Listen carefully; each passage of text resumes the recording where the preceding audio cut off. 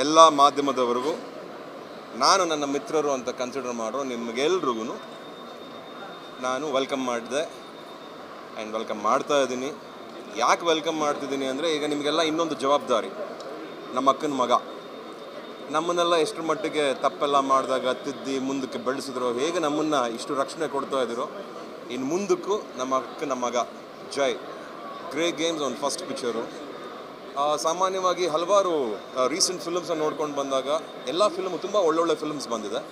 ನಮಗೆ ಕ್ಯಾಟಗರೈಸ್ ಮಾಡೋದು ಬೇಡ, ಬಟ್ ಗ್ರೇ ಗೇಮ್ಸ್ ಬಗ್ಗೆ ಮಾತ್ರ ಮಾತಾಡಬೇಕು ಅಂದರೆ ನನಗೆ ತುಂಬ ಇಷ್ಟ ಆಯಿತು ಕ್ಲೈಮ್ಯಾಕ್ಸ್, ಎಸ್ಪೆಷಲಿ ಕ್ಲೈಮ್ಯಾಕ್ಸ್.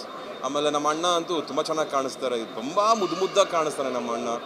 ಅದು ಯಾಕೋ ಒಂಥರ ಭಾಳ ಒಂದು ಒಳ್ಳೆ ಕಳೆ ಇದೆ ಮುಖದಲ್ಲಿ. ಆ್ಯಂಡ್ ಚಿನ್ನೂ ಅಷ್ಟೇ, ಹೊಸಬ ಅನ್ನೋ ಅಂತ ಎಲ್ಲೂ ಹೊಸಬ ಹಾಗೆ ಅನಿಸಲ್ಲ. ಯಾಕಂದರೆ ಅವನೆಲ್ಲ ಥರವಾದ ಟ್ರೈನಿಂಗು ಮುಗಿಸ್ಕೊಂಡು ಡ್ರಾಮಾ ಆಗಿರಲಿ, ಡ್ಯಾನ್ಸ್ ಆಗಿರಲಿ ಆ್ಯಂಡ್ ಫೈಟ್ಸ್ ಆಗಿರಲಿ, ಅವ್ನು ಭಾಳ ಶ್ರದ್ಧೆಯಿಂದ ಬಂದು ಈ ಒಂದು ಪಾತ್ರಕ್ಕೆ ಅವ್ನು ನಿಭಾಯಿಸಿದ್ದಾನೆ ಅಂತ ಅಂದ್ಕೊಂಡಿದ್ದೀನಿ. ನನಗೆ ಭಾಳ ಇಷ್ಟ ಆಯಿತು. ಅವನ ಮಾಮನಾಗಿ ನಾನು ಹೇಳ್ತೀನಿ, ನನಗೆ ಭಾಳ ಇಷ್ಟ ಆಯಿತು.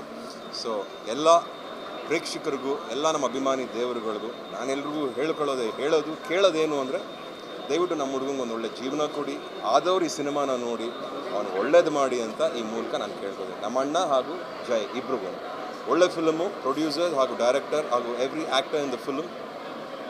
Very good. God bless you all. ಜೈ ಹಿಂದ್, ಜೈ Bhuvaneshwari. Good luck. Thank you.